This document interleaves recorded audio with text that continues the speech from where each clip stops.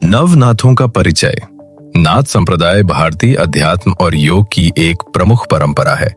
इसमें नवनाथ विशेष रूप से पूजनीय माने जाते हैं। इन्हें शिव के अवतार या उनके द्वारा नियुक्त योगियों के रूप में माना जाता है। नवनाथों ने योग, तंत्र, अध्यात्म और भक्ति के माध्यम से लोगों का मार्गदर्शन किया। नवनाथ कौन है? नवनाथ का अर्थ है नौनाथ, अर्थात 9 महान योगी। ये 9 महापुरुष नाथ संप्रदाय के स्तंभ हैं। माना जाता है कि इनका जन्म धर्म की रक्षा, योग विद्या का प्रसार और लोक कल्याण के लिए हुआ था। आदिनाथ नवनाथों में प्रथम आदिनाथ माने जाते हैं, जिन्हें भगवान शिव का अवतार कहा गया है। शिव ने ही योग विद्या और तंत्र की गुप्त साधनाएं संसार को दी। आदिनाथ को नाथ संप्रदाय का मूल स्रोत माना जाता है।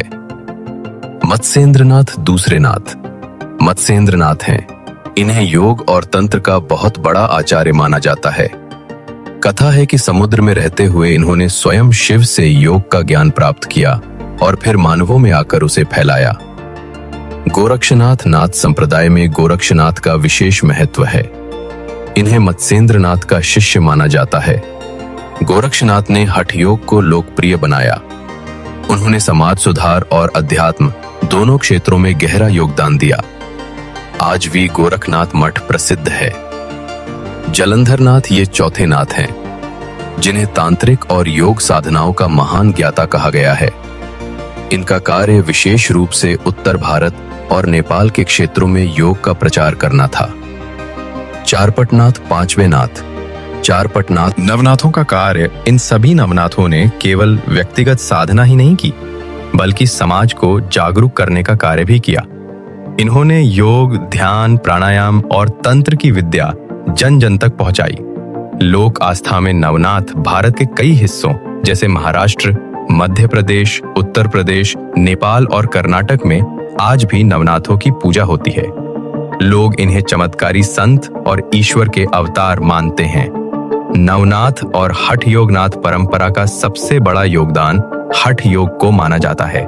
गोरक्षनाथ और अन्य नाथों ने हठ योग को साधना का प्रमुख माध्यम बनाया, जिससे शरीर और मन को स्थिर किया जा सके। नवनाथ और शिव से संबंध नाथ संप्रदाय की मूल मान्यता ये है कि नवनाथ कोई सामान्य मानव नहीं थे, बल्कि भगवान शिव आदिनाथ के अंश या अवतार थे। शिव ने योग और तंत्र की जो गुप्त साधनाएं पार्वती को बताई थीं, वही आगे नवनाथों ने दुनिया में फैलाई। नवनाथ और शक्ति साधना।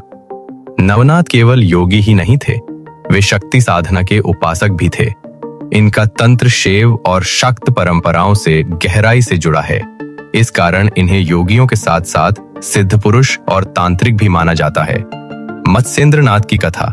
कहा जाता है कि मत्स्येंद्रनाथ एक मछुआरे के रूप में जन्मे थे। संयोगवश उन्होंने समुद्र के भीतर शिव पार्वती की वार्ता सुन ली और योग सिद्धि प्राप्त कर ली। इसके बाद उन्होंने लोगों को योग और तंत्र की शिक्षा दी। गोरक्षनाथ का योगदान।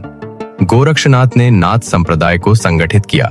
उन्होंने मठों की स्थापना की और गुरु शिष्य परंपरा को मजबूत। भारत के संत कवि जैसे कबीर, नामदेव, ज्ञानेश्वर और गोरखबानी नाथों से प्रभावित रहे। इस तरह नवनाथ भारतीय भक्ति आंदोलन के भी प्रेरणा स्रोत बने।